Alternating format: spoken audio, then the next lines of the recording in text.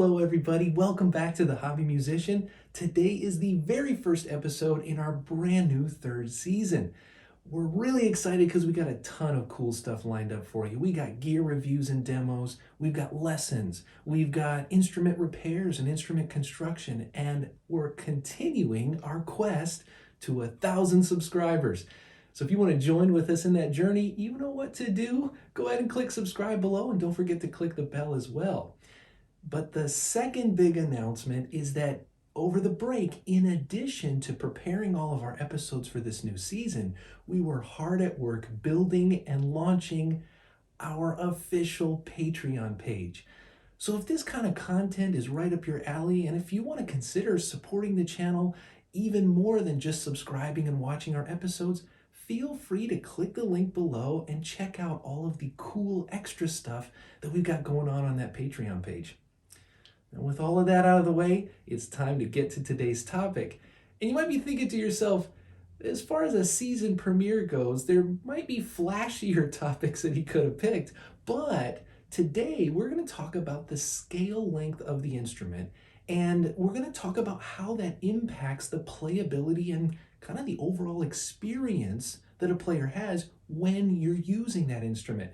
And in my opinion, I don't think scale length gets enough attention. I think that what it does, what it contributes to how an instrument plays, is a little more important than the screen time it gets. So that is why we've chosen it for today's episode. Well, to start off with a very brief definition of what we're talking about, simply put, the scale length is defined as the distance, the straight line distance, from where the strings last contact at either end. So for example, where is the point of contact at the bottom of the instrument, and how far is it to the top of the instrument where the string contacts the instrument again? So essentially, where it sits in the saddle down in the bridge, all the way up to where it touches and fits through that slot in the nut at the top. You could be asking yourself, really, how much of a difference, really, what does it do when I pick up an instrument and play? Well, there are two main reasons that you might want to consider scale length if you're thinking about buying a brand new instrument, or if you're trying to work with an existing instrument you have and maybe you just can't quite put your finger on what might not feel just right. Well, throughout this episode, I'm going to be using two of my basses as examples. And you can see here, this is my 5-string bass, and the scale length for my 5-string bass is a little longer scale. And when you measure it, the scale length of this bass is 36 inches. Now for contrast, I'm going to pull out my 6-string bass, and you can see here, the 6-string bass has a 34-inch scale length. So again, the suspended distance of string from point to point on one is 36 inches and on the other is 34. Already you could also be asking yourself, really, how much difference? 34, 36, they sound about the same. Well, the first area that the scale length can impact the playability is when it comes to tension. I want to be very clear. The tension of the string is not the same as the tone or the note that you tune it to. For example, on both basses, there are E strings and A strings and D strings, and they are tuned to the same tone. When we say tension, what we're talking about is how tightly you have to pull the string using the tuning pegs to achieve that tone. Now, I've tried to do something very scientific to demonstrate the difference of this. Trying to describe the difference when you pluck a string, it feels tighter or feels looser. That's a very qualitative way. So I tried to set up as scientifically as I could identical situations. So I laid down both of the basses on the workbench. I set up a camera to do slow-mo videos. Now, there are some differences here. One bass is strung up with flat wound strings, and the other bass is strung up with round wound strings. So there's slight differences in the strings there. And the gauges, the thickness of strings on some of them are different. But I took my calipers and I found that the A string on both basses was almost identical. So it's almost the same thickness. So I did a pluck and I tried very hard. Again, this is why it's mostly scientific. I tried very hard to keep the pressure identical on both. And I took slow-mo videos of the vibration of those strings. So I'm gonna put that up on the screen right now. And as you watch, I think that the best way to visually understand the difference in tension is if you look at kind of the violence with which these things are vibrating back and forth. You can see that in the 5-string video, as it goes back and forth, it kind of is, I'm going to call it less violent. It's just more methodical. But in the 6-string video, you can see that it seems just more chaotic and more violent. That's because when you have longer scale lengths, like the 5-string, it takes more tension. You have to tighten the strings more to achieve the same tones, which means then when you play them, they will feel tight. And when you pluck them, or if you're strumming a guitar, that strum and that pluck will result in basically a more controlled vibration. On the other hand, when you shrink down or shorten the scale length, it doesn't take as much tension. So the strings can feel a little bit looser while still achieving the same tone. So how does this impact your playing? Well, again, if you're if you're a bass player or a guitar player and you're just feeling that maybe you feel like the strings on your instrument are just a little too floppy, and you're like, it just feels like it's not, resisting me or kind of, fighting back a little bit. You hear a lot of players who talk about they want their instruments to feel like they have to work at it and kind of really get after it.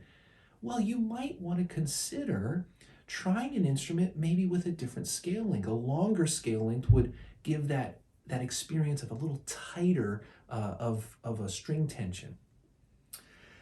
Now, moving on to the second area where scale length could impact the playability is, this is more of a mathematical exercise. It comes down to the fret spacings. If you think about it, in order to have an instrument play in tune, all of the frets along the neck of the bass or the guitar have to be at very precise places.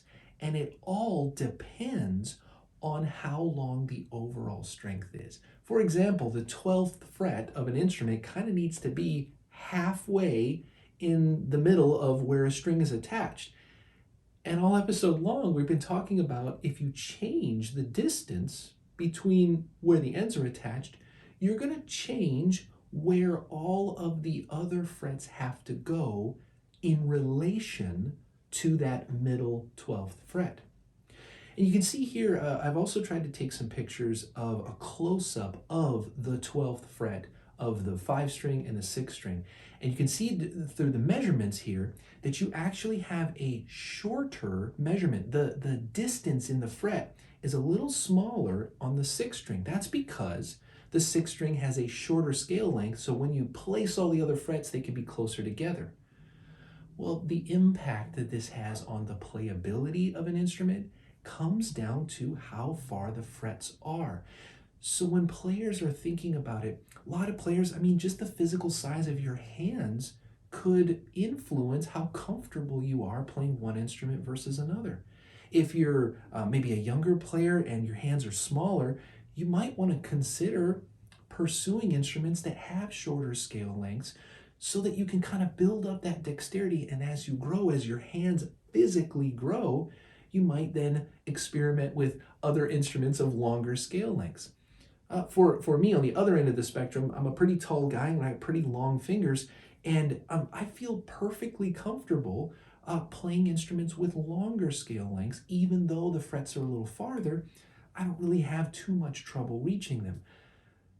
So in the end, all of this stuff kind of comes together and is manifested by some of the latest trends that you start to see in manufacturing instruments. In the past 10 years or so, there's been a rise in popularity of companies offering multi-scale instruments. And as an example, I've got one of those right here. One of my other basses is a multi-scale bass. Now, if I hold this right here, You can start to see that if you look and you start to investigate the frets, you'll notice that the frets are at angles. Well, the reason for that is if you look down here at the bridge, you can see that the attachment point of the string down here is at very different places. You have a further attachment point on the thick strings and a closer attachment point on the closer strings, and then it's reflected up here at the nut. When they attach at the top of the neck, it's also angled. So again, the furthest, the longest scale is occurring on the thicker strings, and then the scale gets progressively shorter as you move to the higher strings. The reasoning behind this is we've already talked about tension and we've talked about fret spacing. Well, companies started to realize that some players noticed on a particular instrument, if you had a straight across nut and a straight across bridge, sometimes players would notice that some of the strings would feel tight and then the other strings would feel a little looser in comparison. So a big design, driving factor for a multi-scale instrument is that by taking advantage of the fact that thicker strings often need a little more tension to feel tight, and thinner strings often need a little less tension to feel the same tightness, you can produce an instrument that has a fairly even tension. Each string feels the same tightness when you play it.